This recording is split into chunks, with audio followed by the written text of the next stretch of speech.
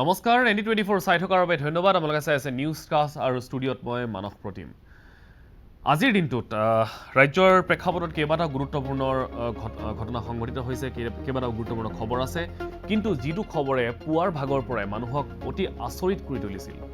সেই খবৰটো প্ৰথমতে লৈছো খবৰটো আছিল দীঘলী পুখুৰীত আৰু দীঘলী পুখুৰীত এটা অস্বাভাৱিক দৃশ্য দেখিবলৈ পোৱা গ'ল পুৱাৰ ভাগতে মানুহ উৎকণ্ঠিত হ'ল চিন্তিত হ'ল হঠাৎ শ মাছ দীঘলী পুখুৰীৰ পানীত উপঙি উঠিল দেখি এটা দুখ লগা দৃশ্য বিভিন্নজনৰ মনত বিভিন্ন প্ৰশ্নৰ উদ্ৰেক ঘটিল আচলতে কি হ'ল হঠাতে কেতিয়াও এটা নেদেখা ঘটনা পূৰ্বেও দীঘলী পুখুৰীত মাছৰ মৃত্যু হৈছে কিন্তু ইমান বুজন সংখ্যক মাছৰ মৃত্যু কেনেকৈ হ'বলৈ পালে দীঘলী পুখুৰীত ইয়াকে লৈ সকলো সন্দিহান আছিল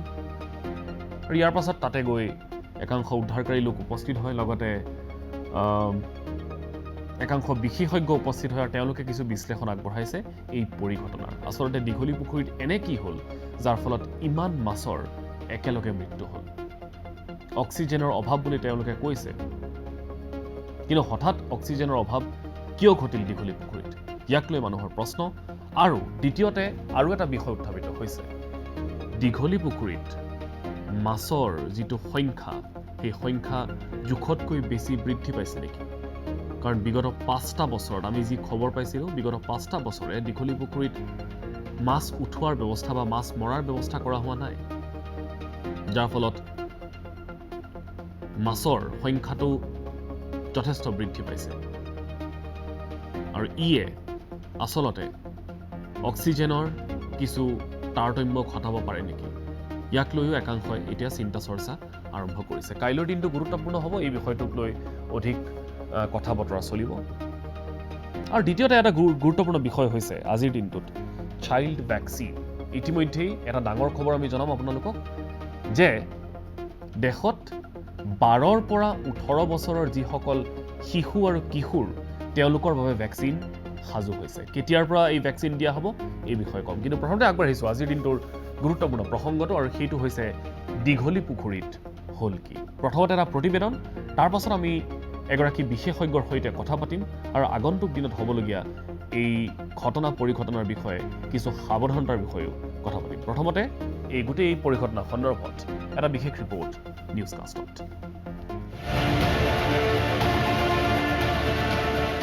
দীঘলী পুখুৰীত মাছৰ মৃত্যু পুৱাৰ ভাগতেই পুখুৰীটোত উপঙি উঠিল শ মাছ লগে লগে দীঘলী পুখুৰীৰ পাৰত উপস্থিত হয় মীন বিভাগৰ লোক পুখুৰীটো লেতেৰা হোৱা বাবেই বিষাক্ত দ্ৰব্য উৎপন্ন হৈ মাছৰ মৃত্যু হোৱা বুলি প্ৰথমে ধাৰণা কৰা হৈছিল যদিও মীন বিভাগৰ লোকে জনালে মাছৰ মৃত্যুৰ প্ৰকৃত কাৰণ পুখুৰীটোৰ পানীত দ্ৰৱীভূত অক্সিজেনৰ পৰিমাণ হ্ৰাস পোৱাৰ বাবেই মৃত্যুমুখত পৰিছে শতাধিক মাছ সচৰাচৰ মাছৰ বাবে পানীত দ্ৰৱীভূত অক্সিজেনৰ পৰিমাণ থাকিব লাগে 5ৰ পৰা 10 ppm কিন্তু দেওবাৰে পুৱা পৰীক্ষাৰ অন্তত পুখুৰীটোৰ পানীত পোৱা যায় মাত্ৰ 2 ppm দ্ৰৱীভূত অক্সিজেন ইয়াতে কোনো ট্ৰিটমেণ্ট কৰা নাই হেনো যিহেতু এমনিয়াৰ মাত্ৰা ইয়াত চাব পাৰে আপোনাৰ এমনিয়াৰ মাত্ৰা অলপ বাঢ়িছে মানে pH টো ঠিকে আছে কিন্তু এমনিয়াৰ মাত্ৰা অলপ বাঢ়ি গৈছে সেইটো এটা পয়জনাছ হয়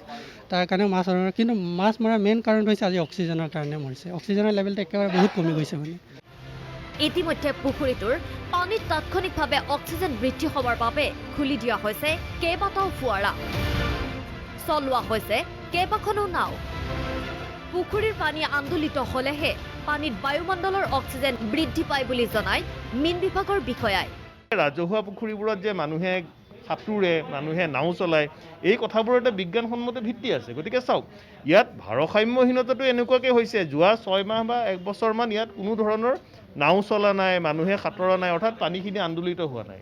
একে সময়তে ইয়াত যিখিনি মাছ আছে মাছখিনি ডাঙৰ হৈ গৈছে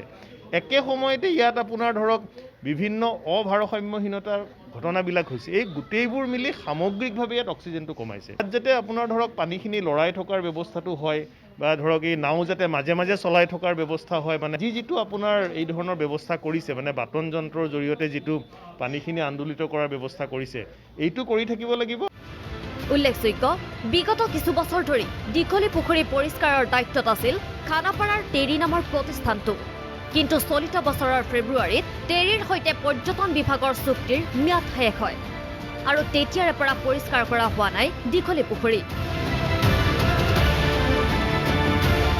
ভিডিঅ' জাৰ্নেলিষ্ট হিতেশ ডেকাৰ সৈতে শান্তনু শইকীয়াৰ ৰিপৰ্ট ND24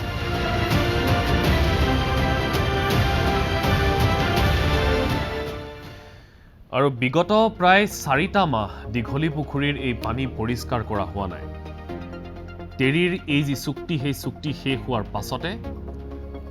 এক প্ৰকাৰ যেন পৰিত্যক্ত হৈ ৰৈছে দীঘলী পুখুৰী যি দীঘলী পুখুৰীৰ ইতিহাস আছে আৰু পৰ্যটনৰ অন্যতম এটা কেন্দ্ৰ এই দীঘলী পুখুৰীৰ পাৰ এই দীঘলী পুখুৰীয়ে সেই গোটেই অঞ্চলটোৰ সৌন্দৰ্যবৰ্ধক হিচাপে সদায় কাম কৰি আহিছে এই দীঘলী পুখুৰীৰ পাৰতেই বিভিন্নজনে বিভিন্ন সময়ত অনুষ্ঠান আয়োজন কৰি আহিছে আৰু গতিকে এই দীঘলী পুখুৰী চাফ চিকুণ কৰি ৰখাটো চৰকাৰ প্ৰশাসনৰ দায়িত্ব কিন্তু এই দীঘলী পুখুৰী যোৱা 4টা মাহে কোনেও হাতেই দিয়া নাই পানী আন্দোলিত হোৱা নাই লৰচৰ হোৱা নাই যাৰ ফলত অক্সিজেনৰ মাত্ৰা একেবাৰে কমি গৈছিল আৰু সেয়েহে এনেধৰণে শ মাছৰ মৃত্যু হ'ল অতি দুখ লগা এখন ছবি পুৱাৰ ভাগতে সেই দৃশ্যসমূহ দেখিবলৈ পোৱা গ'ল হে যিয়ে নহওক এই মুহূৰ্তত আমি সংযুক্ত হৈছোঁ মীন বিষয়া ছাদিকুল ৰহমান লস্কৰৰ সৈতে মই লস্কৰ ডাঙৰীয়াক স্বাগতম জনাইছোঁ নিউজ কাষ্টৰ মাজলৈ সচৰাচৰ এটা নেদেখা ঘটনা আমি দেখিবলৈ পালোঁ আৰু দীঘলী পুখুৰীত এনেধৰণে শ মাছৰ মৃত্যুৱে কিন্তু সকলোকে অলপ হ'লেও চিন্তিত কৰিছে সেয়া যিয়েই নহওক প্ৰকৃত কাৰণটো আমি 3টামান কাৰণ ইতিমধ্যে পাইছোঁ প্ৰথম কাৰণটো কোৱা হৈছে যে অক্সিজেনৰ অভাৱ ঘটিছিল দ্বিতীয়তে বহুদিন পানীখিনিত কোনো ধৰণৰ এক্টিভিটি হোৱা নাই যাৰ ফলত অক্সিজেন হ্ৰাস পাইছে তৃতীয়তে টেৰীয়ে বিগত ফেব্ৰুৱাৰী মাহতে তেওঁলোকৰ চুক্তিৰ ম্যাদ উকলিছে সেইকাৰণে বিগত প্ৰায় 4টা মাহ পানী পৰিষ্কাৰ কৰা হোৱা নাই আপোনালোকে কি কাৰণ বিচাৰি পাইছে এই পৰিঘটনাৰ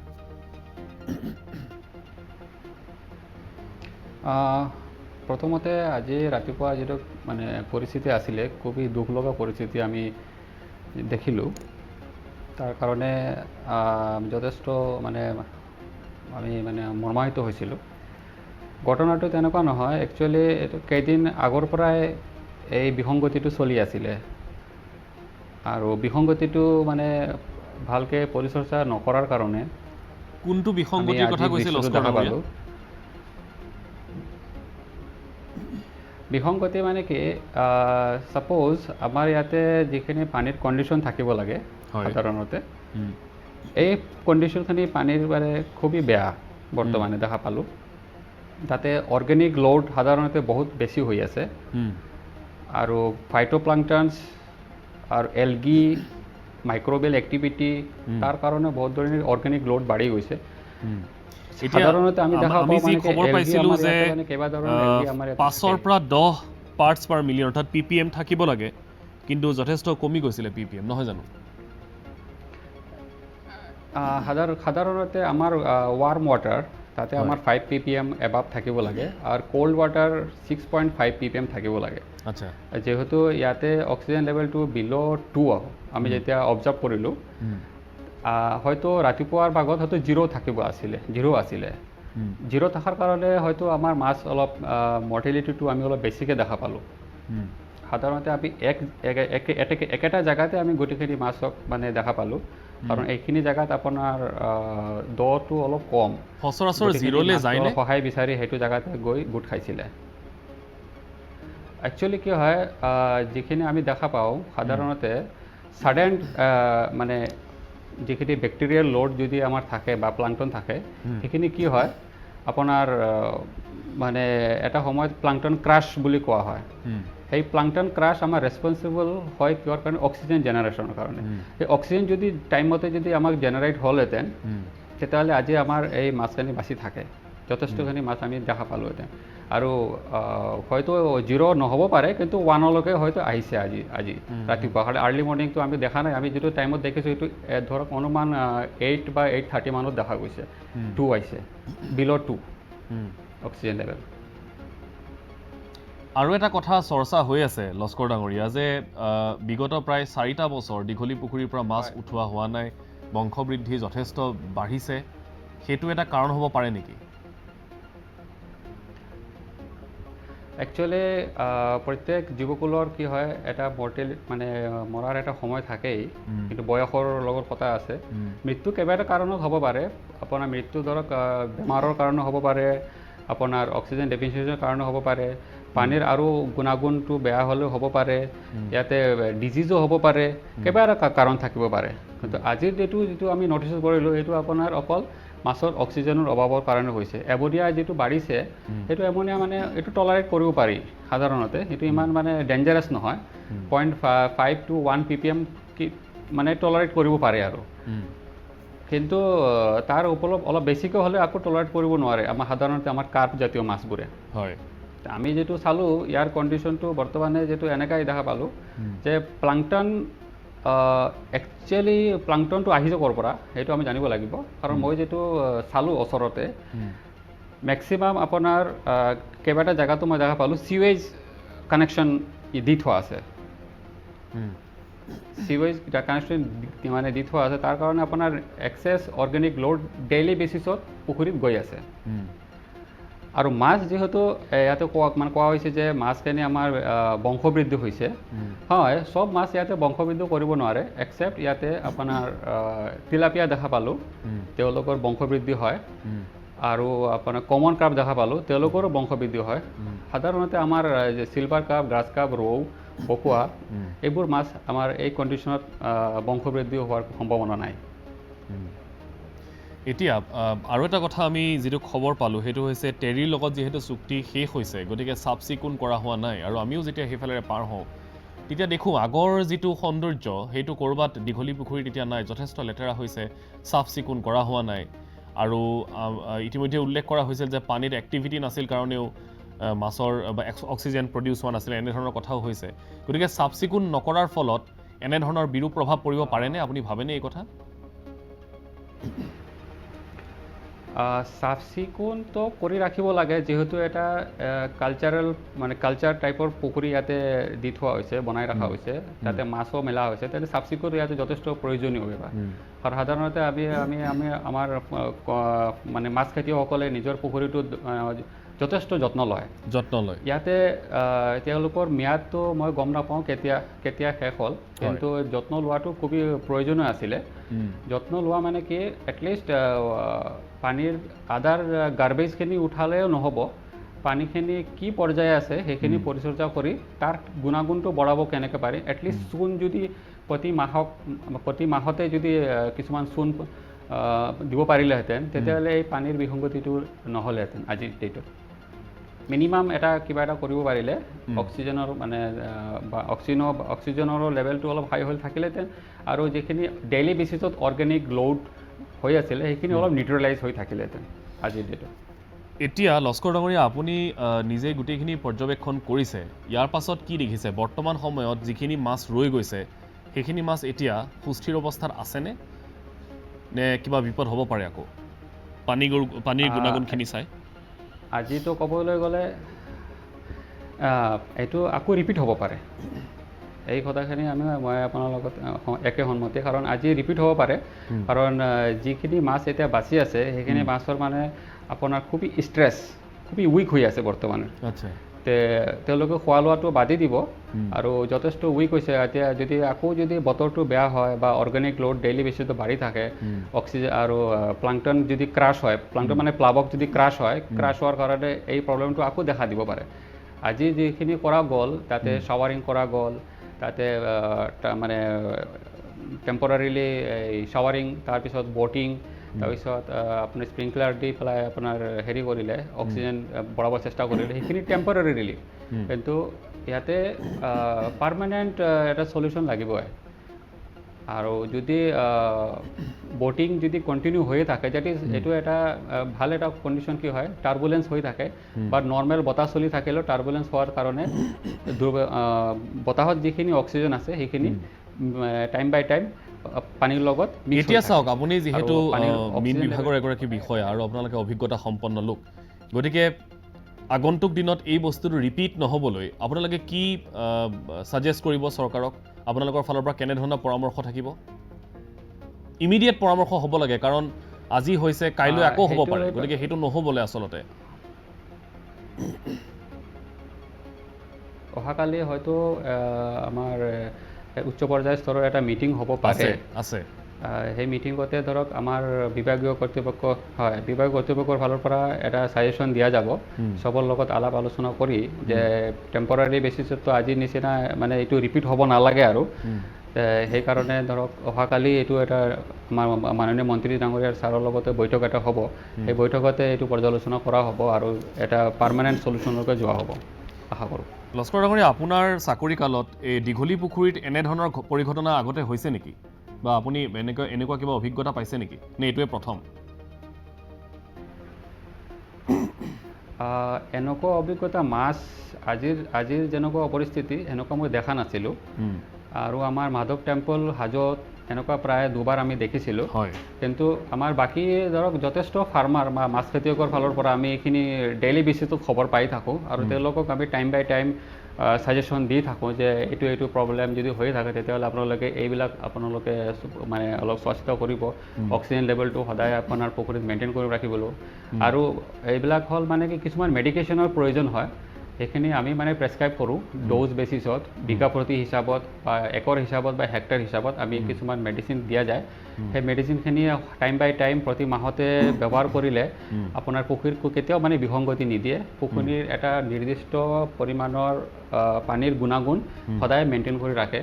কিন্তু এটা কথা প্ৰত্যেক মাছৰ বেলেগ বেলেগ অলপ কণ্ডিশ্যন মেইনটেইন কৰি ৰাখিব লাগে কিছুমানৰ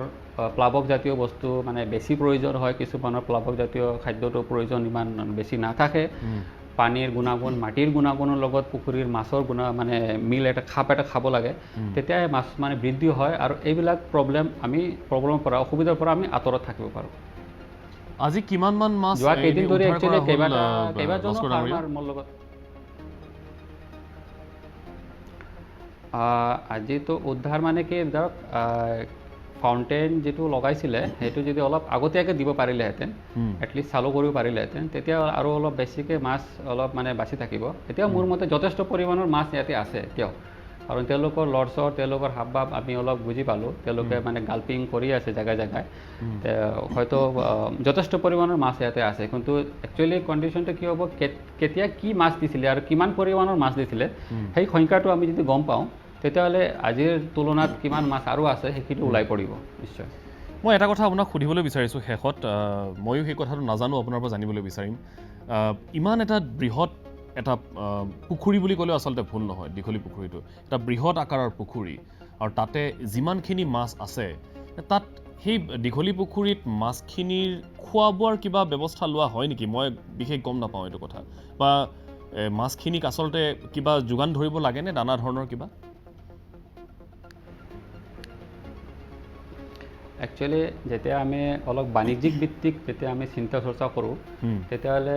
আমি ভৰণ পোষণটো দিবই লাগিব মাছৰ খাদ্য যোগান ধৰিবই লাগিব মাছৰ প্লাৱকজাতীয় আমি পুখুৰীতেও আমি উৎপাদন কৰিবই লাগিব আৰু এনেকুৱা এটা বৃহৎ এটা জলাশয়ত যেতিয়া আমি মীন পালন কৰোঁ তেতিয়াহ'লে তাৰ কাৰণে যথেষ্ট পৰিমাণৰ এটা খাদ্যৰ প্ৰয়োজন হ'ব আৰু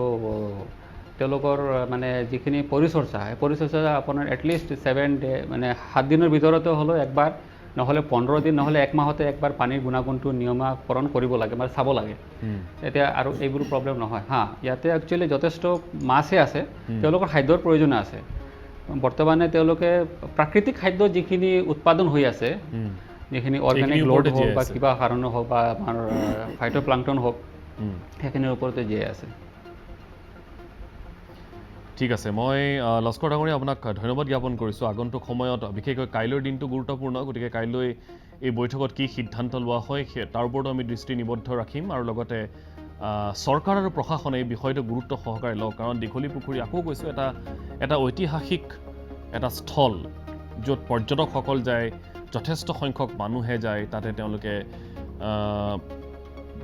ঘূৰিবলৈ যায় তাত বহিবলৈ যায় ব'টিং কৰে বিভিন্ন অনুষ্ঠান তাত আয়োজন কৰা হয় গতিকে এটা খুব সুন্দৰ স্থল আৰু তাতে একাংশ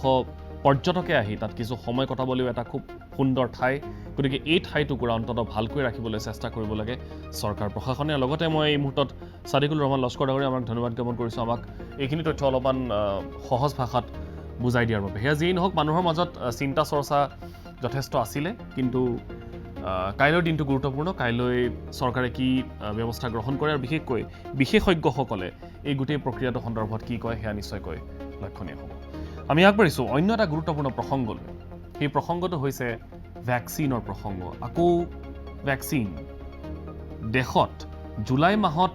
শিশুৰ ভেকচিনেশ্যন আৰম্ভ হ'ব এটা ভাল খবৰ এই মুহূৰ্তত জনাইছোঁ ইতিমধ্যেই ট্ৰায়েল সম্পূৰ্ণ হৈছে জাইডাছ কেডিলাৰ ভেকচিনৰ জাইডাছ কেডিলাৰ ভেকচিনে ইতিমধ্যেই ভেকচিন প্ৰস্তুত কৰি আছে আৰু জুলাই মাহৰ শেষৰ সপ্তাহত ভেকচিনেশ্যনৰ সম্ভাৱনা আছে শিশুসকলৰ 12ৰ পৰা 18 বছৰ বয়সৰ যিসকল শিশু আৰু কিশোৰ আছে তেওঁলোকক এই ভেকচিন প্ৰদান কৰা হ'ব সম্প্ৰতি 18 ঊৰ্ধ্বৰ যুৱক যুৱতীসকলক ভেকচিন দি থকা হৈছে এটা জাইডাছ কেডিলাৰ যিসমূহ ভেকচিন আছে সেই ভেকচিনসমূহ প্ৰচলিত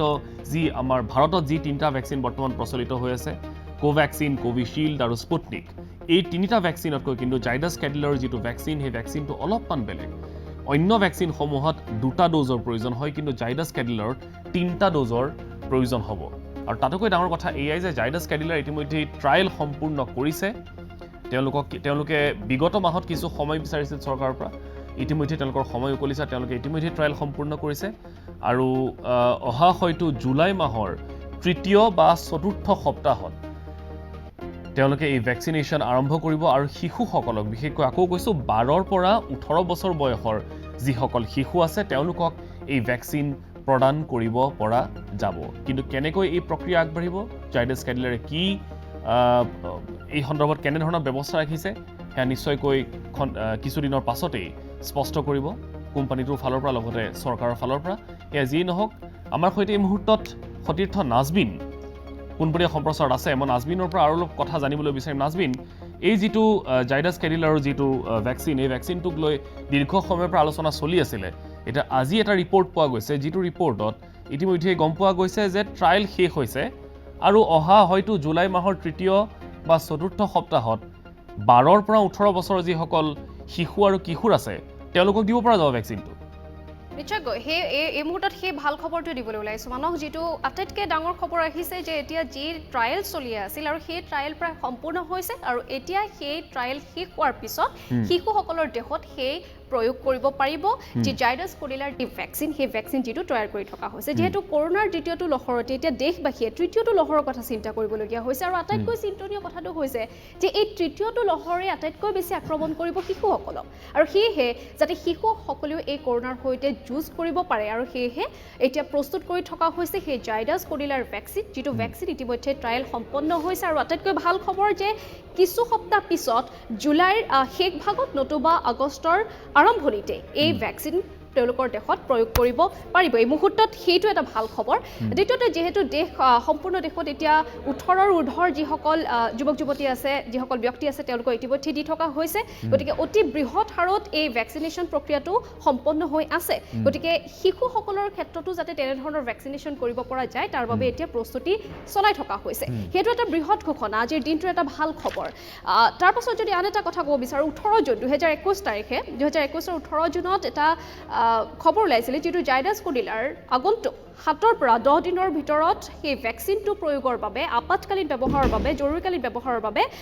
তেওঁলোকে এপ্লাই কৰিব পাৰিব মঞ্জুৰি লাভ কৰিব পাৰিব তাৰ কাৰণে এপ্লাই কৰিব লাগিব আগন্তুক 7ৰ পৰা 10 দিনৰ ভিতৰত গতিকে সেয়াটো ভাল খবৰ হয়তো এই মঞ্জুৰি লাভ কৰাৰ পিছতে এই ভেকচিনেশ্যন প্ৰক্ৰিয়া প্ৰায় আৰম্ভ হ'ব জুলাইৰ শেষত হওক বা আগষ্টৰ আৰম্ভণিত হওক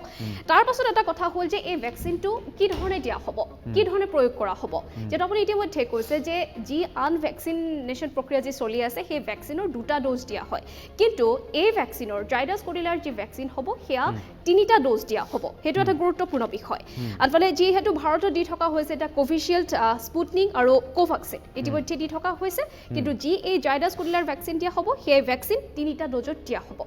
তাতোকৈ এটা ডাঙৰ ভাল খবৰ আজিৰ দিনটোত যে কোভিড যি ৱৰ্কিং গ্ৰুপৰ চেয়াৰমেন এন কে আৰোৰাই এটা ভাল খবৰ উল্লেখ কৰিছে যে ICMR যি প্ৰস্তুত কৰি আছে আৰু সেই প্ৰস্তুত অনুযায়ী 6 পৰা 8 মাহ সময় দেশবাসীয়ে লাভ কৰিব কিয়নো যি তৃতীয়টো লহৰ সেই তৃতীয়টো লহৰে অলপ পলমকৈ আহিব অৰ্থাৎ কিছু সময় পাব দেশবাসীয়ে এই তৃতীয়টো লহৰৰ বাবে সাজু হোৱাৰ বাবে আৰু সেই সাজু হোৱাৰ সময় অৰ্থাৎ 6 পৰা 8 মাহ সময় তেওঁলোকে যথেষ্ট হ'ব আৰু এই সময়খিনিত শিশুসকলকো এই কৰোনাৰ সৈতে যুঁজ দিয়াৰ বাবে এই ভেকচিনেশ্যন মানে দুটা লাভ হ'ব পাৰে নাজবিন প্ৰথম লাভটো হ'ব যে যিখিনি ভেকচিনেশ্যন এটা দি থকা হৈছে সেই প্ৰক্ৰিয়াটো শেষ হ'ব এই 6টা পৰা 8টা মাহৰ ভিতৰত অৰ্থাৎ সকলোৰে দুটা ড'জ সম্পূৰ্ণ হ'ব আৰু তাৰ লগে লগে শিশুসকলৰ বাবে 12 পৰা 18 যি শিশু আৰু কিশোৰ আছে তেওঁলোকৰ বাবে এই ভেকচিনটো সাজু হৈ উঠিব আৰু তাতোতকৈ ডাঙৰ কথা যে এই যে 6 পৰা 8 মাহ সময় পাব সেই 8 মাহ সময়ৰ ভিতৰত দৈনিক 1 কৰোৰ লোকক তেওঁলোকে 1 কোটি লোকক ভেকচিনেশ্যন দিয়াৰ এটা লক্ষ্য নিৰ্ধাৰণ কৰা হৈছে আৰু এয়া সম্ভৱ বুলি তেওঁলোকে উল্লেখ কৰিছে যে যি সময় পাব সেই সময়খিনিৰ ভিতৰত তাৰ মানে দৈনিক 1 কোটি লোকক ভেকচিনেশ্যন দিয়াৰ বাবে এতিয়া সাজু হৈ উঠিব দেশবাসী গতিকে আজিৰ দিনটোত কেইবাটাও গুৰুত্বপূৰ্ণ খবৰ লগতে ভাল খবৰ যেহেতু ইতিমধ্যে আপুনি জনাইছে জাইডাছ কোডিলাৰ যি ভেকচিন শিশুসকলৰ বাবে সেয়া ট্ৰায়েল সম্পূৰ্ণ হৈছে আগন্তুক জুলাইৰ শেষৰ ভাগত নতুবা আগষ্টৰ আৰম্ভণিতে এই ভেকচিনেশ্যন কৰা হ'ব 3টা ড'জ লাগিব আৰু তৃতীয়টো কথা হৈছে যে 1 কোটি লোকক এতিয়া ভেকচিনেশ্যন দিয়াৰ যি প্ৰস্তুতি সেই প্ৰস্তুতি আৰম্ভ হৈছে কৰোনাৰ তৃতীয়টো লহৰ কিছু সময় ল'ব গতিকে সেই সময় লোৱা অৱস্থাতে আমাৰ দেশবাসীয়ে সম্পূৰ্ণৰূপে সাজু হৈ উঠিব এই কৰোনাৰ তৃতীয়টো লহৰ সৈতে যুঁজ দিবলৈ নাজবিন এই যিটো কোম্পানী জাইডাছ কেডিলাৰ তেওঁলোকৰ ভেকচিনটোৰ নাম কিবা ৰাখিছে নেকি নামটো কি আছিলে ভেকচিনটোৰ আমি যিমানটোৰ পাইছোঁ মানক সেয়া হৈছে যে জাইকভ ডি যিটো তেওঁলোকে উল্লেখ কৰিছে যে 2021 18 জুনত যিটো খবৰ ওলাইছিলে সেইটো অনুসৰি জাইডাছ কোডিলাৰ আগন্তুক 7 পৰা 10 দিনৰ ভিতৰত তেওঁলোকে যি কৰোনাৰ ভেকচিন জাইকভ ডিৰ ইমাৰ্জেঞ্চি ইউজৰ কাৰণে ইস্তেমালৰ কাৰণে আপতকালীন ব্যৱহাৰৰ বাবে সেইটো মঞ্জুৰি লাভ কৰাৰ বাবে তেওঁলোকে এপ্লাই কৰিব পাৰিব অৰ্থাৎ জাইকভ ডি খুব সম্ভৱ হ'ব এই জাইকভ কোডিলাৰ ভেকচিন যিটো প্ৰস্তুত কৰি থকা হৈছে আচ্ছা গতিকে এতিয়া ধন্যবাদ জনাইছোঁ নাজবিন আমাক এইখিনি কথা জনোৱাৰ বাবে আমি এই মুহূৰ্তত ND24 দৰ্শকসকলক জনাবলৈ বিচাৰিছোঁ যে এতিয়া চতুৰ্থটো ভেকচিন ভাৰতৰ বাবে সাজু হৈ আছে প্ৰথমটো হৈছিলে কোভেক্সিন দ্বিতীয়টো হৈছে কোভিচিল্ড তৃতীয়টো আহিলে স্পুটনিক আৰু এতিয়া জাইকভ ডি এই চতুৰ্থটো ভেকচিন ভাৰতবাসীৰ বাবে আহি আছে আৰু এই চতুৰ্থটো ভেকচিন বিশেষকৈ প্ৰস্তুত কৰি থকা হৈছে 12ৰ পৰা 18ৰ যিসকল শিশু আৰু কিশোৰ আছে তেওঁলোকৰ বাবে অতি ভাল খবৰ দেশবাসীৰ বাবে আৰু লগতে এটা কথা নাজবিনে উল্লেখ কৰিলে যে এই দ্বিতীয় লহৰৰ পাছত যিটো তৃতীয় লহৰ আহিবলৈ গৈ আছে তাৰ মাজত বিশেষজ্ঞসকলে কোৱা মতে ICMR তথ্য অনুসৰি 4ৰ পৰা 6 মাহ সময় এটা ভাৰতবৰ্ষই পাব অৰ্থাৎ প্ৰস্তুতি চলাবলৈ এটা খুব ভাল সময় তেওঁলোকে পাব প্ৰথম যিটো কৰোনাৰ ঢৌ আছিল সেই ঢৌত মানুহে যথেষ্ট শিকিলে যাৰ ফলত দ্বিতীয় লহৰত যদিও অধিক আক্ৰমণাত্মক হিচাপে আহিছিলে কৰোনা কিন্তু ভালকৈ যুঁজ দিবলৈ সক্ষম হৈছে ভাৰতে আৰু তৃতীয় লহৰৰ বাবে আকৌ ভাৰতে প্ৰস্তুতি চলাবলৈ সময় কিছু লাভ কৰিব এয়া আছিলে ভেকচিনৰ খবৰ কিন্তু তাৰ মাজতে এটা বেয়া খবৰ আহিছে ডিব্ৰুগড়ৰ পৰা ডিব্ৰুগড়ত পুনৰ কোভিডত আক্ৰান্ত হৈ এটি শিশুৰ মৃত্যু হৈছে আৰু তাৰ কাৰণে এই ভেকচিনটো প্ৰয়োজনীয় আকৌ জনাইছোঁ এটি শিশুৰ মৃত্যু AMCHত চিকিৎসাধীন অৱস্থাতেই এটি 11 শিশুৰ মৃত্যু হৈছে অত্যাধিক জ্বৰ হোৱাত শনিবাৰে ভৰ্তি কৰা হয় চিকিৎসালয়ত কোভিড টেষ্ট কৰোৱাত শিশুটিৰ দেহত কোভিড পজিটিভ ধৰা পৰিছিল অতি এটা দুখৰ খবৰ আমি জনাইছোঁ ডিব্ৰুগড়ত পুনৰ কোভিডত আক্ৰান্ত হৈ এটি শিশুৰ মৃত্যু হৈছে AMCHত শিশুটিৰ মৃত্যু হৈছে 11 এটি শিশু আৰু জ্বৰ যথেষ্ট বেছি আছিলে পাছত টেষ্ট কৰাওঁতে কোভিড পজিটিভ ধৰা পৰিছে এই মুহূৰ্তত আমি সংযুক্ত হৈছোঁ আমাৰ সাংবাদিক থমাছ বুঢ়াগোহাঁইৰ সৈতে থমাছ আপোনাৰ ওচৰলৈ আহিছোঁ খবৰটো নিশ্চয় ভাল খবৰ নহয় এটি শিশুৰ আকৌ এবাৰ মৃত্যু হৈছে ডিব্ৰুগড়ত শিশুটিৰ দেহত কোভিড পজিটিভ ধৰা পৰা বুলি ইতিমধ্যে গম পাইছোঁ কিন্তু কথাটো হ'ল মাতৃৰ দেহতো কিবা চিমটমছ পোৱা গৈছে নেকি থমাছ মানস আমি যিমানখিনি গম পাওঁ যে তেখেতৰ মাতৃ দেহতো কোভিড পজিটিভ আছিল আৰু আমি এটা কথা এইটো উল্লেখ কৰিব বিচাৰিছোঁ যে 11 এটা শিশু আছিল তেখেতৰ অত্যন্ত গাত জ্বৰ আছিল আৰু জ্বৰৰ বাবে মৃত্যু হৈছে বুলি ইতিমধ্যে কৈছে আৰু ইয়াকে লৈ আমি অসম চিকিৎসা মহাবিদ্যালয়ত নৱজাত শিশু 4জনৰ মৃত্যু হৈছে বৰ্তমানলৈকে আৰু চবতকৈ উদ্বেগজনক তথ্য এইটো যে আমি যদি ডিব্ৰুগড় জিলাখনতে চাওঁ ডিব্ৰুগড় জিলাখন এতিয়ালৈকে 18,000 লোকৰ দেহত পজিটিভ পোৱা গৈছিল তাৰ ভিতৰত কিন্তু 2,328 গৰাকী কিন্তু 18 বছৰ তলৰ অৰ্থাৎ আমি শিশু বুলি ক'ব পাৰোঁ তেনেকুৱা ল'ৰা ছোৱালীৰ দেহত পজিটিভ পোৱা গৈছে এইটো কিন্তু উদ্বেগজনক কথা কিন্তু আমি যিহেতু চিকিৎসালয়ত আমি কথা পাতিছিলোঁ কিন্তু এটা কথা উল্লেখ কৰিছে যে এতিয়ালৈকে বৰ্তমানলৈকে যিটো তৃতীয় ঢৌ কথা কোৱা হৈছে সেইটো কিন্তু বৰ্তমানলৈকে অহা নাই আৰু যদি তৃতীয় ঢৌটো আহেও কিন্তু সেই তৃতীয় ঢৌটোৱে সৰু ল'ৰা ছোৱালীক কিমান ক্ষতি কৰিব বা শিশুক কিমান ক্ষতি কৰিব সেই কথাও কিন্তু নিশ্চিত বৰ্তমানলৈকে নহয় বুলি ইতিমধ্যে আমাক এটা কথা উল্লেখ কৰিছে কিন্তু উদ্বেগজনক কথা যে বৰ্তমানলৈকে অসম চিকিৎসা মহাবিদ্যালয়ত এতিয়ালৈকে 4টিকৈ এনে নৱজাত শিশু মৃত্যু হৈছে যিসকল শিশুৰ কোনো বিশেষ বেমাৰ বিশেষ কোনো নাছিল তেওঁলোকে অত্যন্ত জ্বৰত আছিল বা তেওঁলোকৰ কিছুমান শাৰীৰিক অসুবিধা আছিল কিন্তু তেওঁলোক কোভিড পজিটিভ আছিল সেইটো কিন্তু পৰৱৰ্তী সময়ত আমি গম পাম তেওঁলোকে হয়তো অধিক পৰীক্ষা নিৰীক্ষা কৰাৰ পিছত গম পোৱা যাব যে তেওঁলোকক কেনেকুৱা ধৰণৰ কি হৈছিল আৰু যিহেতু মই ইতিমধ্যে উল্লেখ কৰিছোঁ যে ডিব্ৰুগড় চহৰখনত যদি আমি চাব যাওঁ ডিব্ৰুগড় জিলাখনত পজিটিভৰ শতাংশ বা পজিটিভ হাৰ যথেষ্ট বেছি আছিল কিন্তু তাৰ মাজত শিশুৰ যিটো পজিটিভ হাৰ সেয়াও কিন্তু যথেষ্ট পৰিমাণে বৃদ্ধি পাইছে এয়া কিন্তু এক উদ্বেগজনক কথা আৰু ইতিমধ্যে এটা কথা উল্লেখ কৰা হৈছে যে বৰ্তমানলৈকে এনেকুৱা ধৰণৰ কোনো ধৰণৰ খবৰ অহা নাই যে যিটো তৃতীয় ঢৌৰ কথা কৈছে যিটো ঢৌৱে শিশুক আক্ৰান্ত কৰাৰ কথা বিশেষজ্ঞসকলে কৈ আছে তেনেকুৱা ধৰণৰ কথা কিন্তু বৰ্তমানলৈকে পোহৰলৈ অহা নাই সেইটোৱে বৰ্তমান সময়ত ভাল কথা টমাছ খবৰ ৰাখক এই মুহূৰ্তত ধন্যবাদ জ্ঞাপন কৰিছোঁ আমাক সবিশেষ তথ্য জনোৱাৰ বাবে আছিলে ডিব্ৰুগড়ৰ খবৰ এই মুহূৰ্তত আগবাঢ়িছোঁ আজিৰ দিনটোৰ ৰাষ্ট্ৰীয় প্ৰেক্ষাপটৰ আটাইতকৈ চৰ্চিত খবৰটো আৰু সেই খবৰটো আছিলে এটা বিস্ফোৰণৰ খবৰ অচিৰেই নিৰ্বাচন হ'ব জম্মু কাশ্মীৰত যাৰ বাবে শীঘ্ৰেই ৰাজ্যখনত সমষ্টি পুনৰ গঠনৰ কাম আৰম্ভ হ'ব প্ৰধানমন্ত্ৰী নৰেন্দ্ৰ মোদীৰে কাশ্মীৰৰ ৰাজনৈতিক নেতৃত্বৰ আলোচনাৰ পাছত এনেবোৰ বিষয়ক লৈ চৰ্চা চলি আছিল আৰু তেনেকুৱা সময়তে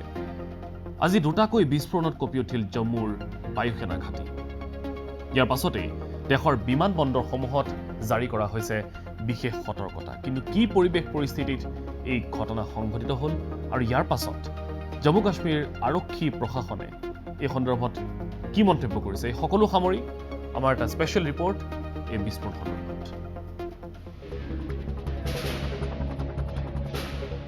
আকৌ বিস্ফোৰণে কপালে জম্মু বিস্ফোৰণৰ স্থান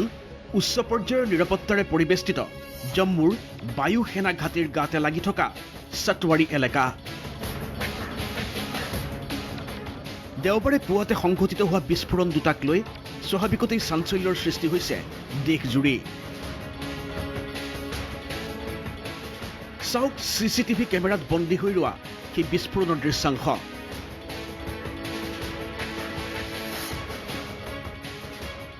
দেওবাৰ হোৱা বাবে পুৱা বিশেষ ব্যস্ততা আৰম্ভ হোৱা নাছিল ৰাস্তাটোৰে অহা যোৱা আৰম্ভ হৈছিল মাত্ৰ দুই এখন গাড়ী মটৰৰ ঠিক তেনেকুৱাতে নিৰাপত্তাৰক্ষীৰ এক বেৰিকেডৰ কাষতে সংঘটিত হয় প্ৰথমটো বিস্ফোৰণ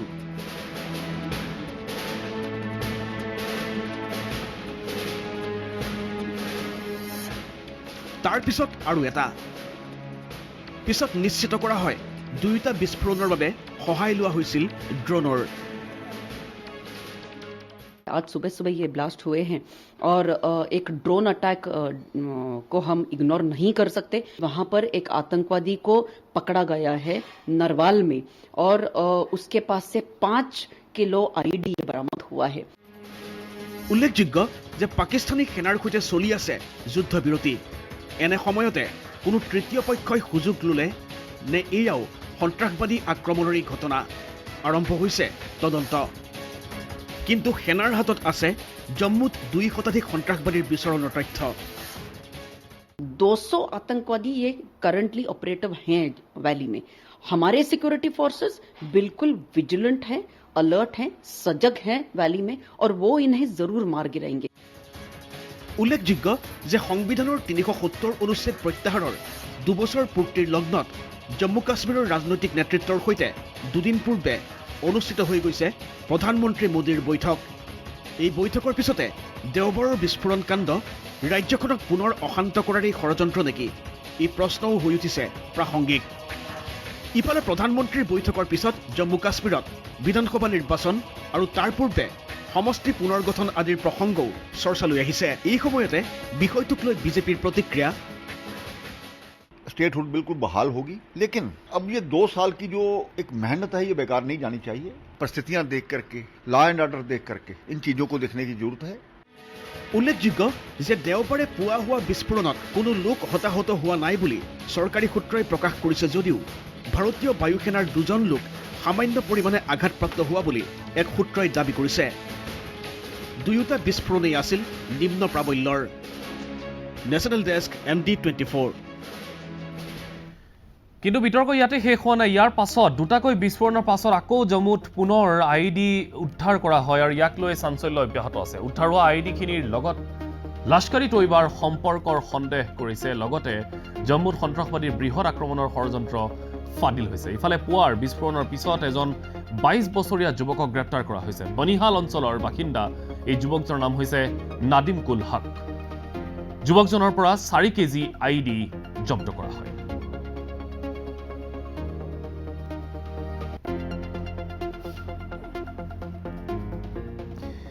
এফালে ভাৰত পাকিস্তান সীমান্তৰ আনফালে ভাৰত চীন সীমান্ত। সীমান্তত চীনে বুলেট ট্ৰেইন চলাই চমক দিয়াৰ পিছতেই লাডাখত উপস্থিত হৈছেগৈ ভাৰতৰ প্ৰতিৰক্ষা মন্ত্ৰী। নৌসেনা ঘাটিত 2টা দিন অতিবাহিত কৰাৰ পিছত এইবাৰ স্থলসেনাৰ কাষত উপস্থিত হ'ল মন্ত্ৰী ৰাজনাথ সিং। উদ্দেশ্য প্ৰকৃত নিয়ন্ত্ৰণ ৰেখা অৰ্থাৎ LACত দেশৰ প্ৰতিৰক্ষা শক্তি আৰু সামৰ্থ্যৰ বুজ লোৱা।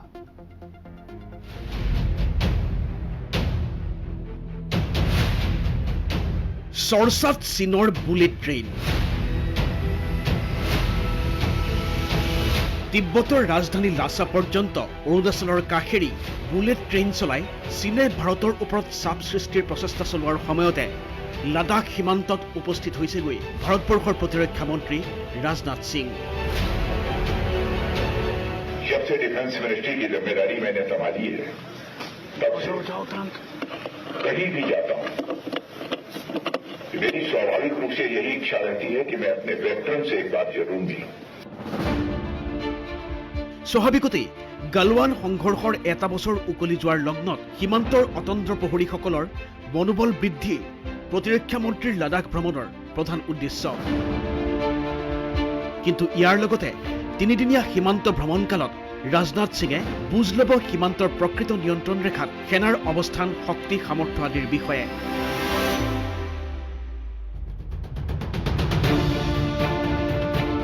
লগতে সীমান্ত পথ সংস্থাই LACত নিৰ্মাণ কৰা কেইবাটাও পথ আৰু দলং মুকলি কৰাৰ কথা। যিকেইটা পথ আৰু দলং সামৰিক কৌশলগত দিশেৰে বিশেষ গুৰুত্বপূৰ্ণ ভাৰতবৰ্ষৰ বাবে। এনে কেতবোৰ উদ্দেশ্য লৈ পুৱা দিল্লী এৰা প্ৰতিৰক্ষা মন্ত্ৰীগৰাকীক উষ্ণ আদৰণি লাডাখত। সীমান্তত নিয়োজিত সেনা জোৱানসকলৰ লগত বিভিন্ন বিষয়ত মত বিনিময় কৰে ৰাজনাথ সিঙে।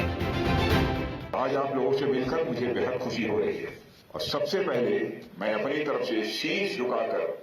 आप सभी वेटरन्स का हार्दिक अभिनंदन करता हूं। आप सभी का मैं स्वागत करता हूं।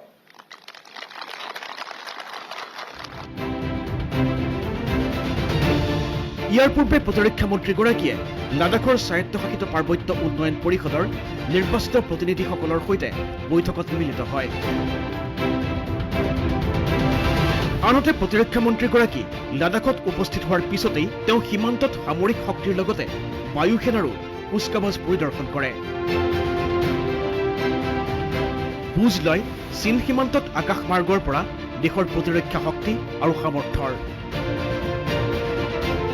লাডাখ ভ্ৰমণৰ প্ৰথম দিনাই কেন্দ্ৰীয় প্ৰতিৰক্ষা মন্ত্ৰীগৰাকীয়ে কোভিড সৃষ্ট পৰিস্থিতিৰ মাজত সীমান্তত সেনা জোৱানসকলে কেনে প্ৰত্যাহ্বানৰ মাজেৰে কৰ্তব্যত নিয়োজিত হৈ আছে সেই বিষয়েও মত বিনিময় কৰে সীমান্ত প্ৰহৰীসকলৰ লগত। দেশৰ স্থলসেনা প্ৰধান MK নৰৱানে আৰু ৰাষ্ট্ৰীয় নিৰাপত্তা উপদেষ্টা অজিত ডোভালেও সংগ দিছে প্ৰতিৰক্ষা মন্ত্ৰীগৰাকীক। National desk ND24।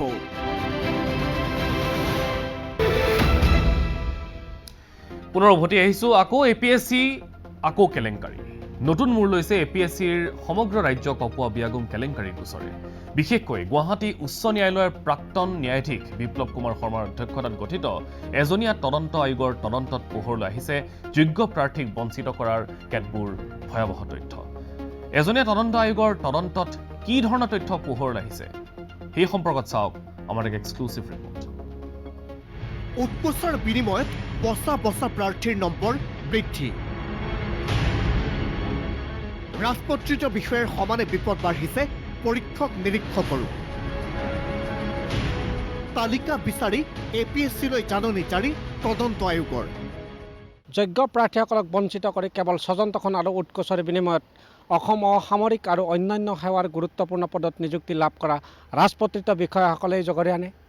নে এই ক্ষেত্ৰত নম্বৰ বৃদ্ধিৰে সহযোগ কৰা পৰীক্ষক নিৰীক্ষক তথা টেবুলেটৰসকলো জগৰীয়া গুৱাহাটী উচ্চ ন্যায়ালয়ৰ নিৰ্দেশৰ ভিত্তিত অৱসৰপ্ৰাপ্ত ন্যায়াধীশ বিপ্লৱ কুমাৰ শৰ্মাৰ অধ্যক্ষতাত গঠিত এজনীয়া তদন্ত আয়োগৰ তদন্তৰ সময়তে ৰাকেশ পাল বাহিনীয়ে 2013ৰ সংযুক্ত প্ৰতিযোগিতামূলক পৰীক্ষাৰ বাবে নিয়োগ কৰা পৰীক্ষক নিৰীক্ষক তথা টেবুলেটৰে ব্যাপক জালিয়াতিৰ আশ্ৰয় লোৱাৰ তথ্য উন্মোচিত হৈছে ইয়াৰ ভিত্তিতে 2013ৰ সংযুক্ত প্ৰতিযোগিতামূলক পৰীক্ষাত নিয়োজিত পৰীক্ষক নিৰীক্ষক তথা টেবুলেটৰৰ তালিকা জুলাইৰ প্ৰথম সপ্তাহত দাখিলৰ নিৰ্দেশনাৰে APSCলৈ জাননী জাৰি কৰিছে এজনীয়া তদন্ত আয়োগে পৰীক্ষক নিৰীক্ষক তথা টেবুলেটৰৰ তালিকা বিচাৰি কিয় জাননী জাৰি কৰিলে এজনীয়া তদন্ত আয়োগে সংশ্লিষ্টসকলৰ তালিকা দাখিল কৰিলেনে APSCয়ে 2013ৰ সংযুক্ত প্ৰতিযোগিতামূলক পৰীক্ষাত কৃতকাৰ্য হৈ বৰ্তমান অসম অসামৰিক আৰু অন্যান্য সেৱাৰ গুৰুত্বপূৰ্ণ পদত সেৱা আগবঢ়াই অহা সেইসকলৰ ভিতৰত কমেও 25 জনৰ উত্তৰ বহীৰ নম্বৰৰ লগত স্কুটিনি স্লিপ তথা টেবুলেশ্যন শ্বীটৰ নম্বৰৰ মাজত আছে বৃহৎ তফাত বিশেষকৈ সংশ্লিষ্টসকলৰ উত্তৰ বহীত প্ৰাপ্ত নম্বৰতকৈ টেবুলেশ্যন শ্বীটত নম্বৰ অভাৱনীয় হাৰত বৃদ্ধি কৰাৰো তথ্য উন্মোচিত হৈছে ইয়াৰ সত্যাসত্য নিৰূপণৰ স্বাৰ্থতে এজনীয়া তদন্ত আয়োগে জাননী জাৰি কৰিছে যদিও এই মুহূৰ্তলৈকে তালিকা দাখিল কৰা নাই APSCয়ে দাখিল কৰা তালিকাৰ ভিত্তিত সংশ্লিষ্টসকললৈ চমন জাৰি কৰিব এজনীয়া তদন্ত আয়োগে ফলত ৰাজপত্ৰিত বিষয়াৰ লগতে ৰাকেশ পালৰ আশীষ ধন্য একাংশ পৰীক্ষক নিৰীক্ষক তথা টেবুলেটৰো গ্ৰেপ্তাৰ আসন্ন হৈছে অৱশ্যে ইয়াৰ বাবে অপেক্ষা কেৱল সময়লৈ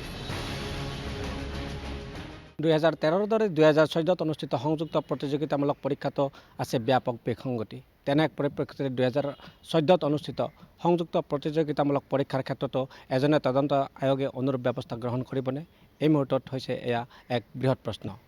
ভিডিঅ' জাৰ্নেলিষ্ট বিপুল কলিতাৰ সৈতে মুকুট ৰয় ND24 এয়া আছিল এটা বিতৰ্ক আন এটা বিতৰ্ক হৈছে চন্দ্ৰপুৰত ডাম্পিং গ্ৰাউণ্ড ইয়াকে কেন্দ্ৰ কৰি বিগত প্ৰায় 4ৰ পৰা 5টা দিন অধিক ক্ষুণ্ণ হৈ আছে স্থানীয় লোকসকল কিন্তু তাৰ মাজতে প্ৰশাসন আৰু GMCয়ে এটা কথা স্পষ্ট কৰিলে যিকোনো পৰিস্থিতিতে তেওঁলোকে সিদ্ধান্ত সলনি নকৰে আৰু কাইলৈ অৰ্থাৎ সোমবাৰে পুৱা 5 বজাৰ পৰা তাতেই জাবৰ নিষ্কাশনৰ প্ৰক্ৰিয়া আৰম্ভ কৰা হ'ব ইয়াৰ পাছতেই অধিক ক্ষুণ্ণ হৈ পৰিল স্থানীয় লোকসকল আজিৰ দিনটোত সৰু অসম ছাত্ৰ সন্থাৰ লগতে একাংশ স্থানীয় লোকে এখন ৰাজহুৱা সভাৰ আয়োজন কৰে য'ত তেওঁলোকে সিদ্ধান্ত গ্ৰহণ কৰিছে কোনো বিনিময়তেই চন্দ্ৰপুৰত জাবৰৰ গাড়ী সোমাবলৈ দিয়া নহয়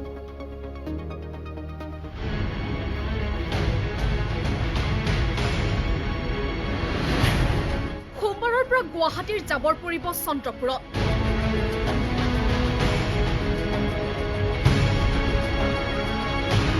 ডাম্পিং গ্ৰাউণ্ডক লৈ অব্যাহত ক্ষোভ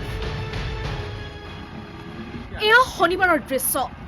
GMCৰ কৰ্মচাৰীয়ে চন্দ্ৰপুৰ তাপবিদ্যুৎ প্ৰকল্পৰ প্ৰস্তাৱিত ভূমিত ডাম্পিং গ্ৰাউণ্ড কৰাৰ বাবে চাফ চিকুণ কৰিছিল তাৰ পাছতেই আছু আৰু স্থানীয় ৰাইজৰ প্ৰতিবাদস্থলীত আৰক্ষী আৰু তাৰ পাছত উত্তেজনা যি আজিও মাৰ যোৱা নাই ৰাইজ আৰু দল সংগঠনৰ তীব্ৰ বিৰোধিতাৰ স্বত্তেও তাপ বিদ্যুৎ প্ৰকল্পৰ ভূমিতে সোমবাৰে পুৱা 5 বজাৰ পৰা জাবৰ নিষ্কাশিত হ'ব বুলি স্পষ্ট কৰি দিয়ে পৌৰ নিগম কৰ্তৃপক্ষ আৰু জিলা প্ৰশাসনে অৰ্থাৎ সোমবাৰে পুৱা 5 বজাৰ পৰা বৰাগাঁৱৰ সলনি চন্দ্ৰপুৰত পৰিব গুৱাহাটীৰ বিভিন্ন অঞ্চলৰ জাবৰ স্বাভাৱিকতে চৰকাৰী এই হঠকাৰী সিদ্ধান্তৰ পাছত স্থানীয় ৰাইজৰ ক্ষোভ দেওবাৰে চন্দ্ৰপুৰ ছাত্ৰ সন্থাৰ উদ্যোগত কেইবাটাও প্ৰকৃতিপ্ৰেমী সংগঠন আৰু স্থানীয় ৰাইজৰ উপস্থিতিত আয়োজিত হয় ৰাজহুৱা সভাত প্ৰশাসন GMCৰ বিৰুদ্ধে ধাৰাবাহিক আন্দোলনৰ কাৰ্যসূচী ঘোষণা সোমবাৰে 6ৰ পৰা 12 বজালৈ অনশন কাৰ্যসূচী চন্দ্ৰপুৰত সোমাবলৈ দিয়া নহ'ব জাবৰৰ গাড়ী কেৱল ইমানেই নহয় মঙলবাৰে বাহিৰ কৰা হ'ব প্ৰতিবাদী সমদল মুখ্যমন্ত্ৰীলৈ প্ৰেৰণ কৰা হ'ব স্মাৰক পত্ৰ জুনত কোনো ধৰণৰ ৰাইজক অৱগত নকৰাকৈ চন্দ্ৰপুৰ তাপবিদ্যুৎ প্ৰকল্পত খুব গোপনে আৰু সন্তৰ্পণে জোৰ জবৰদস্তি গুৱাহাটী পৌৰ নিগমে ডাম্পিং গ্ৰাউণ্ড স্থাপনৰ বাবে কাম কাজ কৰিবলৈ আহিছিল তাক ৰাইজে প্ৰতিবাদ কৰিছিল আৰু প্ৰতিবাদ কৰিবলৈ যাওঁতে গণতান্ত্ৰিকভাৱে প্ৰতিবাদ কৰা ৰাইজক প্ৰতিবাদকাৰীসকলক অসম পুলিচে আটক কৰি নিয়ে আৰু গধূলি 5 বজাত মুকলাই দিয়ে ইতিমধ্যে এই তাৰ প্ৰতিবাদত আজি যি আলোচনা সভা হ'ল এই আলোচনা সভাই ৰাজহুৱা সভাই তাক তীব্ৰ ভাষাৰ গৰিহণা আৰু নিন্দা প্ৰকাশ কৰিছে আৰু এটা স্পষ্ট কথা যে ইয়াত কোনো কাৰণে ডাম্পিং গ্ৰাউণ্ড স্থাপন কৰিবলৈ দিয়া নহয় ৰাইজে সেই কথাটোকে মত পোষণ কৰিছে আৰু তাৰ কাৰণে তাৰ বিৰোধিতা কৰাৰ কাৰণে ৰাইজে ইতিমধ্যে কেইবালানিও কাৰ্যসূচী ঘোষণা কৰিছে উল্লেখযোগ্য যে জাবৰ নিষ্কাশনৰ বাবে প্ৰস্তাৱিত ভূমিৰ নিচেই কাষতে আছে আমচাং আৰু নাতিদুৰৈত পবিতৰা অভয়াৰণ্য প্ৰস্তাৱিত ভূমিৰ কাষেৰে বৈ গৈ কলম আৰু দিগাৰু নৈ মিলিত হৈছে ব্ৰহ্মপুত্ৰত তেনেস্থলত জাবৰ নিষ্কাশন প্ৰকল্পই অঞ্চলটোৰ পাৰিপাৰ্শ্বিকতা আৰু বন্য জীৱকুললৈ বিপদ মাতিব বুলি প্ৰকৃতিপ্ৰেমীয়ে বাৰম্বাৰ সকীয়াই দিয়াৰ পাছতো সিদ্ধান্ত সলনি কৰা নাই চৰকাৰে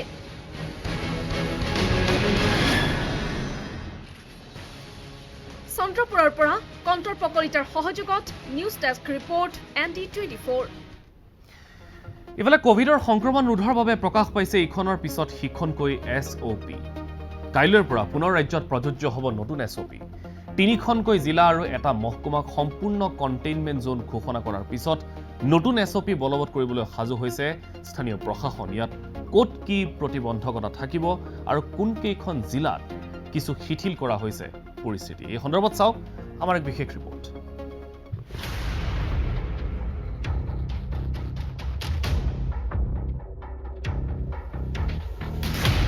ৰাজ্যত সোমবাৰৰ পৰা প্ৰযোজ্য হ'ব নতুন SOP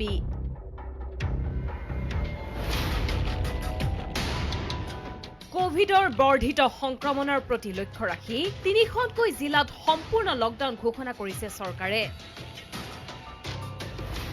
সোমবাৰৰ পৰা এসপ্তাহৰ বাবে সম্পূৰ্ণৰূপে কণ্টেইনমেণ্ট জোন হিচাপে ঘোষণা কৰা হৈছে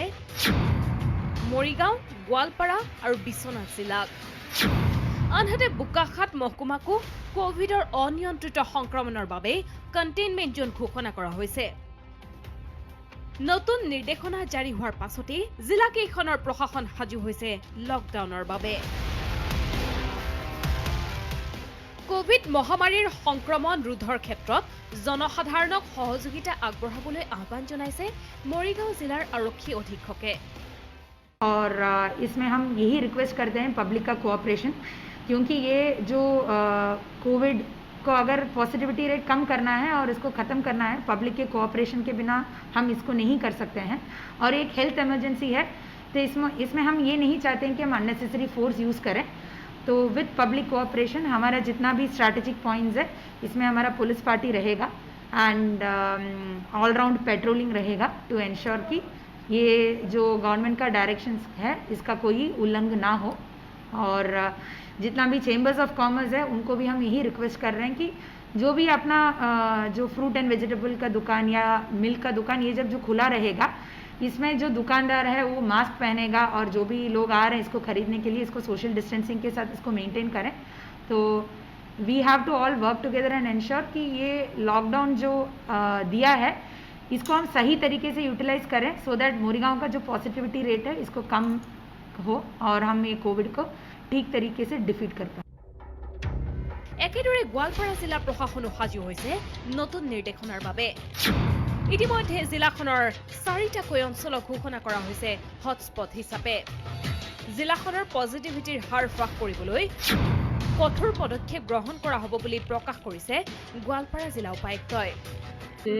গোৱালপাৰাত আমাৰ মানে সেই এৰিয়াটোতে আমাৰ বেছি মানে মানুহৰ সমাগম হয় গতিকে আমি গোৱালপাৰা ডিষ্ট্ৰিক্ট এডমিনিষ্ট্ৰেশ্যনৰ ফালৰ পৰাও আমি কিছুমান ব্যৱস্থা নিজাববীয়াকৈ লৈছোঁ যেন আমি এসপ্তাহৰ ভিতৰতে এই পজিটিভিটি ৰেট যিটো আছে আমাৰ ক'ভিডৰ সেই ৰেটটো আমি কমাই আনিব পাৰোঁ এতিয়া বৰ্তমান আমাৰ 3 ওচৰত আছে গতিকে আমি 1 পৰ্যন্ত পজিটিভিটি ৰেট যদি নিব পাৰোঁ তেনেহ'লে আমাৰ ৰাইজৰ কাৰণে সুবিধা হ'ব গতিকে আমি বেছি ষ্ট্ৰিক্টলি ফ'ল' কৰিবলৈ বিচাৰিছোঁ বিশ্বনাথ জিলা প্ৰশাসনেও জনসাধাৰণক সজাগতাৰ জৰিয়তে কোভিড সংক্ৰমণ ৰোধৰ বাবে আহ্বান জনাইছে নতুন নিৰ্দেশনা অনুসৰি কোভিড বিধি উলংঘনকাৰীৰ ওপৰত কঠোৰ ব্যৱস্থা গ্ৰহণ কৰিব বুলি প্ৰকাশ কৰিছে বিশ্বনাথ জিলা প্ৰশাসনে মাস্কখন সকলো সময়তে লগাই ৰখা আৰু ছ'চিয়েল ডিষ্টেঞ্চিংটো বজাই ৰখা একে ঠাইতে গেডাৰিং নোহোৱা কোনো ঠাইতে সেইখিনি প্ৰথমৰ পৰাই আমি সকলো ধৰণে চেষ্টা কৰি আছোঁ গাঁৱে ভূঞে আমাৰ BDOসকলে পঞ্চায়ত লেভেলতো আমাৰ এই সজাগতা সভা কিছুমানো কৰা হৈছে গাঁৱে গাঁৱে আৰু লগতে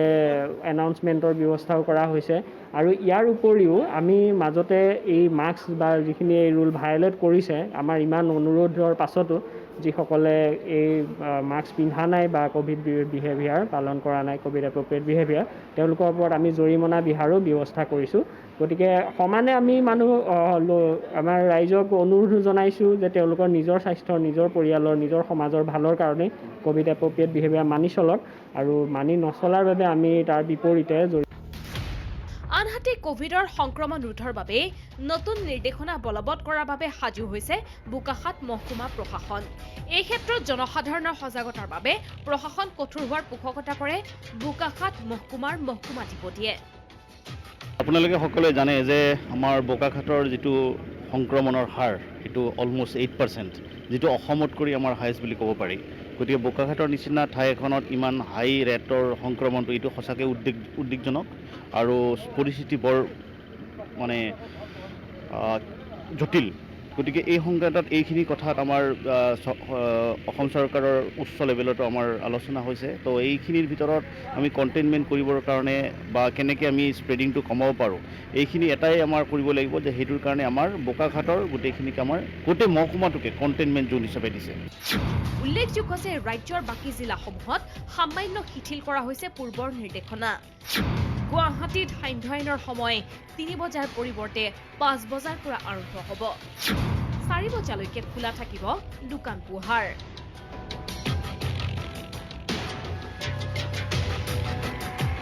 নিউজ ডেস্ক ৰিপৰ্ট MD24 আৰু শেষত এটা ভাল খবৰ বিশেষকৈ ভাল খবৰ ৰাজ্যৰ ক্ৰিকেট খেলুৱৈসকলৰ বাবে ইংলিছ কাউন্টি ক্ৰিকেটৰ আৰ্হিত নিৰ্মাণ হ'ব অসম ক্ৰিকেটৰ আন্তঃগাঁথনি ৰাজ্যৰ 8খন জিলাত ৰাজহ বিভাগৰে মিলি ক্ৰিকেট গ্ৰাউণ্ড নিৰ্মাণৰ বাবে মাটি আবণ্টনৰ যুঁজা চলাইছে ক্ৰীড়া বিভাগে এই ক্ষেত্ৰত আজিৰ দিনটোত কোনে কি ক'লে চাওক এই ৰিপৰ্টত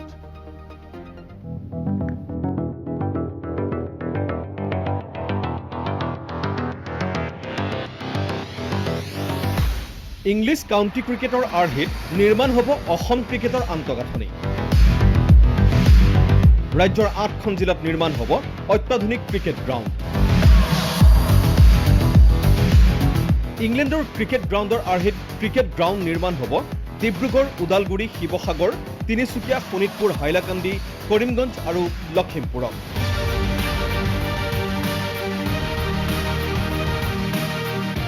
8 জিলাৰ ৰাজহ বিভাগৰে ক্ৰীড়া আৰু যুৱ কল্যাণ মন্ত্ৰী বিমল বৰাই ইতিমধ্যেই সম্পূৰ্ণ কৰিছে ভূমি আবণ্টন কেন্দ্ৰিক আলোচনা শনিবাৰে অসম ক্ৰিকেট সন্থাৰ বিষয়ববীয়াৰ উপস্থিতিত 8 জিলাৰ এডিচিৰে ভাৰ্চুৱেল বৈঠক ক্ৰীড়া মন্ত্ৰী বিমল বৰাৰ ক্ৰিকেট এছ'চিয়েশ্যনে আমাক জনাইছে যে তেখেতসকলে ইতিমধ্যে বহু ঠাইত ক্ৰিকেটৰ আন্তঃগাঁথনি নিৰ্মাণ কৰি ক্ৰিকেট খেলুৱৈসকলক বিভিন্ন প্ৰশিক্ষণ অনুশীলন তথা বিভিন্ন প্ৰতিযোগিতা অনুষ্ঠিত কৰিব পৰাকৈ আন্তঃগাঁথনি তেখেতলোকে কৰি আছে কিন্তু কেইখনমান জিলাত এতিয়াও পৰ্যাপ্ত পৰিমাণৰ ভূমি নোপোৱাৰ কাৰণে তেখেতসকলে সেই কাম কৰিব পৰা নাই গোটেইকেইখন জিলাতেই যি আমাৰ ৰাজহ বিভাগৰ অতিৰিক্ত উপায়ুক্তসকল আছে তেখেতসকলে জনাইছে যে বিভিন্ন ঠাইত ইতিমধ্যে মাটিৰ সন্ধান পাইছে আৰু সেই কথাখিনি আমি খুব সোনকালে এটা নিষ্পত্তি কৰাৰ দিশেৰে আমি আগুৱাই যাব পাৰোঁ তাৰ কাৰণে আমি এখন ভিচি কৰিছোঁ মই ভাবোঁ এই 8খন জিলাত আমি পৰ্যায়ক্ৰমে খুব সোনকালে ক্ৰিকেট এছ'চিয়েশ্যনৰ লগত স্পৰ্টছ বিভাগৰ সহযোগত আমি সেই ক্ৰিকেট খেলপথাৰসমূহ আমি নিৰ্মাণ কৰিবৰ কাৰণে সক্ষম হ'ম। ৰাজ্য চৰকাৰৰ পৰা লাভ কৰা ভূমিত নিজা খৰচত এই অত্যাধুনিক ক্ৰিকেট গ্ৰাউণ্ডসমূহ নিৰ্মাণ কৰিব অসম ক্ৰিকেট সন্থাই, যাৰ প্ৰত্যক্ষ সুফল লাভ কৰিব ৰাজ্যৰ যুৱ ক্ৰিকেটাৰসকলে। ডেপুটি কমিশ্যনাৰৰ আণ্ডাৰত যিটো ৰেভিনিউ অথৰিটি তেওঁলোকক নিৰ্দেশ দিছে যে আগন্তুক 15 দিনৰ পৰা 1 মাহৰ ভিতৰত প্ৰপাৰ ক্ৰিকেট গ্ৰাউণ্ডৰ কাৰণে মাটি আইডেণ্টিফাই কৰি অসম ক্ৰিকেট সন্থাক এলটমেণ্ট কৰাৰ কাৰণে যিটো ব্যৱস্থা ল'ব লাগে সেই ব্যৱস্থাটো ল'বলৈ তেওঁ নিৰ্দেশ দিছে আৰু তাৰ কাৰণে অসমৰ ক্ৰীড়া মন্ত্ৰীক আমি ধন্যবাদ জনাইছোঁ। উল্লেখৰ প্ৰয়োজন যে ৰাজ্যৰ ভালেকেইখন জিলাত ইতিমধ্যেই খেলপথাৰ নিৰ্মাণৰ কাম অব্যাহত আছে বুলি জনালে এছিয়াৰ সম্পাদক দেৱজিৎ শইকীয়াই। 50-ৰ পৰা 80% পৰ্যন্ত সম্পন্ন হৈছে খেলপথাৰ নিৰ্মাণৰ কাম।